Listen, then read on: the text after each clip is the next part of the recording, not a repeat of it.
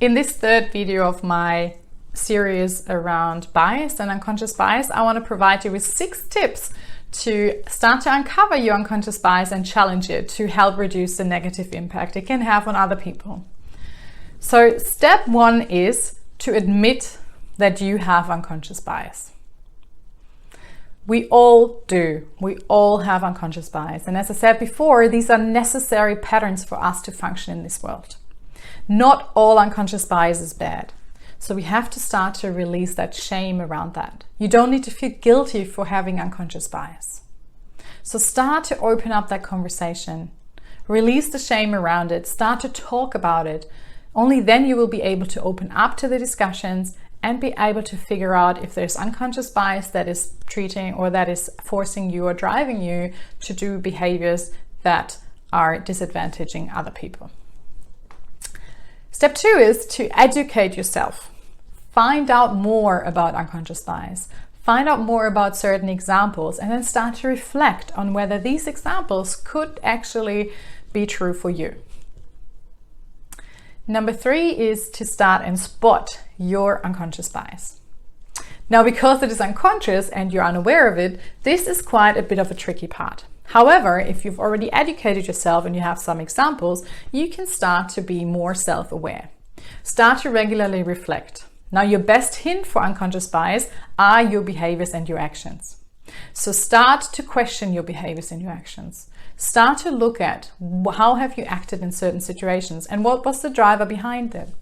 Why did you decide to hire this person? Why did you give this assignment or the promotion to this particular person? Who are the people you go to if you want advice? Who are the people that you trust? What are their backgrounds?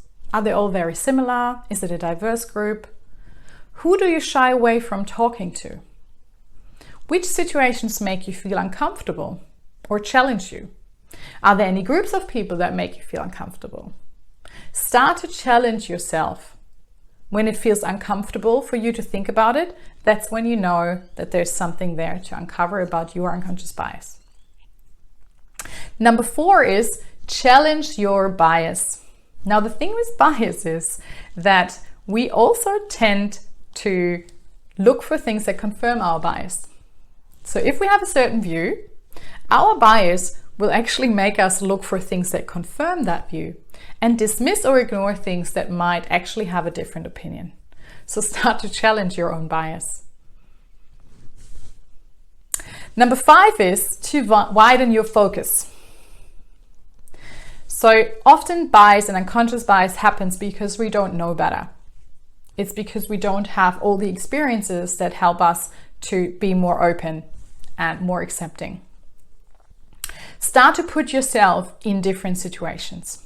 Start to watch different media or different news outlets. Start to read different books. Start to meet new cultures. Start to travel or read books about cultures. Start to engage in conversations with people you normally wouldn't talk to. Start to join a new organization or a new group of people that will allow you to be exposed to new people. Often, unconscious bias or behaviors that discriminate other people are based on fear of the unknown. Fear makes us do really, really bad things sometimes. Fear is not a good driver. And the only way to eliminate fear is to eliminate the things that we don't know. Start to learn, be curious about other people, expose yourself, practice. And the more things become familiar, the less you will be challenged by your unconscious bias. And the last point is to make sure you refrain from judgment.